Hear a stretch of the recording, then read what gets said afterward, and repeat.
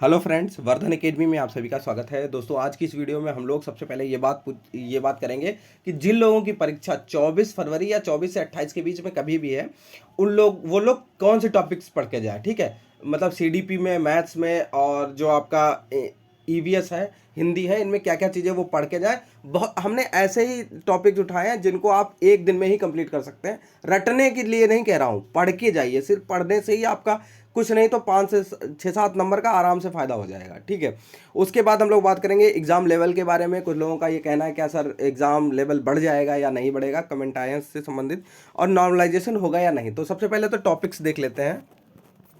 CDP में देखिए, NCF से देखिए, मैं एनालिसिस जितने भी शिफ्ट के एग्जाम हुए हैं उनका मैं कर चुका हूं। उसमें देखिए एनसीएफ हर बार पूछा जा रहा है। तो एनसीएफ देखिए, जो बुक हो, सबसे सरल तरीका यही है। लोग ये कहेंगे कि एनसीएफ में तो बहुत कुछ है, ठीक है, तो मैं आप लोगों को एक ही सजेशन दूंगा। अब जैसे किसी का अगर कल ही पेपर है, 24 को ही है, तो ये समझ लीजिए आपके पास एक दिन का भी समय नहीं बचा है। ठीक है, 4-5 घंटे 6 घंटे जो भी हैं आपके पास, वो उनमें आपको क्या क्या चीज़ें कर लेनी है। आपके पास जो बुक आप मार्केट से खरीद के लाए थे, कोई भी बुक हो, सब में शॉर्ट फॉर्म में दिया होगा, लेकिन इंपॉर्टेंट चीज़ें दी गई होंगी। ठीक है, तो एनसीएफ आप उसी बुक से पढ़िए। अगर आपके पास ज़्यादा समय है, अभी 3 दिन और है, तो आप अच्छे से पढ़ सकते हैं इन चीज़ों को। लेकिन अगर आपका कल ही पेपर है, तो आप लोग एनसीएफ को, जो बुक आप खरीद के लाएं, उससे एक बार रिवीजन उससे कर लीजिए, एनसीएफ की जो इंपॉर्टेंट चीज़ें हैं उनको। ठीक है, एनसीएफ बहुत ज़्यादा पूछा जा रहा है, एनईपी पूछा जा रहा है, एनईपी से संबंधित प्रश्न पूछे जा रहे हैं और फुल फॉर्म पूछे जा रही हैं। ठीक है, नेशनल एजुकेशन प्रोग्राम, जो भी राष्ट्रीय शिक्षा नीति है, चाहे वो 86 वाली हो, चाहे आपकी जो 2020 वाली हो, ये दो ज़्यादा पूछी जा रही है। ठीक है, फिर आरटीई एक्ट, इससे संबंधित प्रश्न पूछे जा रहे हैं। ठीक है, इसके अलावा अवस्थाओं में आपका देखिए, शैशवावस्था, बाल्यावस्था और किशोरावस्था, 3 चीज़ें हैं। किशोरावस्था अभी तक 4 की 4 शिफ्ट में पूछी जा चुकी है, चारों शिफ्ट में पूछी गई है। तो मोस्ट इंपॉर्टेंट है किशोरावस्था, लेकिन अभी तक चारों में किशोरावस्था पूछी गई, इसलिए आपको शैशवावस्था और बाल्यावस्था भी पढ़ के जानी चाहिए अच्छे से।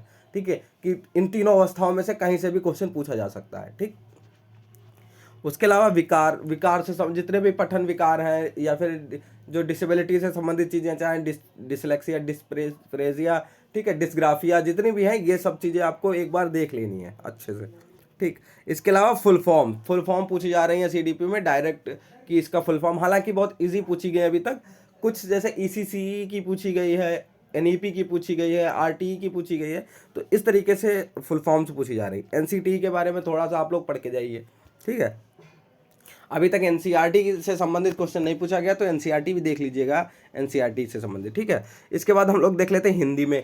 हिंदी में देखिए, बाकी चीज़ें विलोम, पर्यायवाची, लिंग, वचन, ये तो आप लोगों ने पढ़ ही लिए होंगे मेरे ख्याल से। ठीक है, नहीं पढ़े हैं तो इनमें तो बहुत ज़्यादा है, और अगर आपके पास समय है तो अच्छे से रिवीजन कर लीजिए, वो ज़्यादा अच्छी चीज़ है, क्योंकि ये तो चीज़ें कॉमन है, सब में पूछी जा रही हैं, चाहे वचन हो, चाहे कारक हो, लिंग हो, चाहे कुछ भी हो। ठीक है, लेकिन जो ये पाठ की जो विषय वस्तु है, ठीक है, पाठ की जो विषय वस्तु है, रिमझिम, जो रिमझिम बुक है, रिमझिम, ठीक है, उससे क्वेश्चन पूछे जा रहे हैं 1 to 5 की जो किताबें हैं। लेकिन एक सजेशन आपको देना है कि अगर आप बुक्स पढ़ना स्टार्ट करते हैं तो सबसे पहले 5th पढ़िए, फिर 4th पढ़िए, और फिर 3rd पढ़िए। ठीक है, स्पेशली इन्हीं 3 से पूछा जा रहा है, लेकिन 1st 2nd को भी मत छोड़िएगा, क्योंकि आपके पास समय है, हो सकता है उससे कल पूछ लिया जाए। ठीक है, तो 1st to 5th आपको पढ़ना है, लेकिन 5th 4th 3rd ऐसे करके पढ़ना है, जिससे अगर बाई चांस आप पढ़ना स्टार्ट करते हैं और आपके पास समय कम है, तो कम से कम इन 3 क्लास का तो आप विषय वस्तु पढ़ ही लें। और पढ़ना क्या है कि लेखक का नाम क्या है, उसमें पात्रों के नाम क्या है, ठीक है,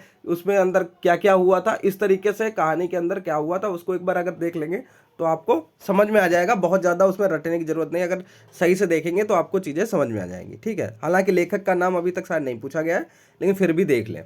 ईवीएस और मैथ में देखिए, ईवीएस जो मैथ है, ये 1 to 5 की जो आपकी एनसीईआरटी है, लगभग उसी से पूरा आ रहा है। लोगों को लगेगा मैथ्स में काफ़ी क्वेश्चन अलग से आ रहे हैं, ऐसा नहीं है। उसमें ये साफ लिखा था कि 1 to 5 के से जो चैप्टर है उसी से आएगा, लेकिन लेवल 12th लेवल का होगा। ठीक है, तो क्वेश्चन से 12th लेवल भी नहीं आ रहे हैं अगर देखा जाए। ठीक है, अगर आपने 1 to 5 की बुक्स पढ़ी होंगी ईवीएस और मैथ्स के लिए, तो आपका आसानी से हो जाएगा। अगर आपने नहीं पढ़ी है तो अभी भी एक दिन समय है। अगर बाकी चीज़ें आपकी हो चुकी हैं तो ईवीएस और मैथ, ईवीएस तो कम से कम देख ही सकते हैं आप लोग। आप एनसीईआरटी उठाइए, पहला चैप्टर दूसरा चैप्टर आप इधर उधर भटकने से अच्छा है तो तुरंत उस पर बैठ जाइए, एनसीईआरटी देख डालिए, आराम से 1 से 2 घंटे में आपकी ईवीएस सारी आप कंप्लीट कर लेंगे। कोई रटने की कोशिश करेंगे तो नहीं रट पाएंगे, लेकिन देख तब भी सकते, क्योंकि अगर देख भी लेंगे तो भी 4 ऑप्शन आएंगे तो आप सही कर देंगे उसको, ठीक है। तो इस तरीके से ये चीज़ें पूछी जा रही हैं। और रही बात इंग्लिश की, इंग्लिश के बारे में भी लोग पूछ सकते हैं। तो इंग्लिश में ये है कि आप सभी को पता है कि कभी एक बार शायद पैसेज भी पूछा गया उसमें, ठीक है। बाकी आपको पार्ट ऑफ स्पीच पूछा ही जा रहा है, कंजक्शन, इंटरजेक्शन, ये सब चीज़ें तो पूछी जा रही हैं, ठीक है। तो ये चीज़ें तो इनके रूल्स आप देख सकते हैं कि कौन कहाँ पे लगता है। अभी समय आपके पास 1 दिन का कम से कम है, ठीक है, या फिर जिनका बाद में है उनके पास तो और समय है, ठीक है। तो ये चीज़ें आप लोग देख लीजिए, वॉइस है, डायरेक्ट इनडायरेक्ट है, ये सब चीज़ें पूछी जा रही हैं लगातार। सब में लगभग अगर लेवल अगर देखा जाए एग्ज़ाम का लेवल लगभग सेम है सबका। और रही बात, अभी लोग ये बहुत परेशान हो रहे हैं ना कि ये सुनने मारा ना कि सबकी परीक्षा बहुत अच्छी हो रही है, ठीक है। उसका रीज़न ये है कि पेपर बहुत नॉर्मल आ रहा है, एक तरीका इजी टू मॉडरेट है, ठीक है। तो लोगों के अभी, लेकिन एक और चीज़ मैं बता दूं कि जो लोग ये कह रहे हैं कि अभी हमारे बहुत अच्छे नंबर बन रहे हैं, 140 बन रहे हैं, 150, मैं कट ऑफ की बात नहीं कर रहा हूँ, लोगों के की जो बातें मैं सुन रहा हूँ, 140 बन रहे, 50 बन रहे। अभी देखिए आंसर की आएगी तो कम से कम 5 से 10 नंबर अभी ये नीचे सब लोग खिसक आएंगे, ठीक है। क्योंकि अभी मेमोरी बेस्ड जो क्वेश्चन है वही उनको याद है, ठीक है। बाकी उन्होंने कहीं मिलाने के लिए कोई उनके पास पेपर तो है नहीं, ठीक है। तो जितने क्वेश्चन उनको याद हैं 50-60 है, वही उन्हीं से उनको अंदाज़ा लग रहा है कि मेरे 140-150 बन रहा है।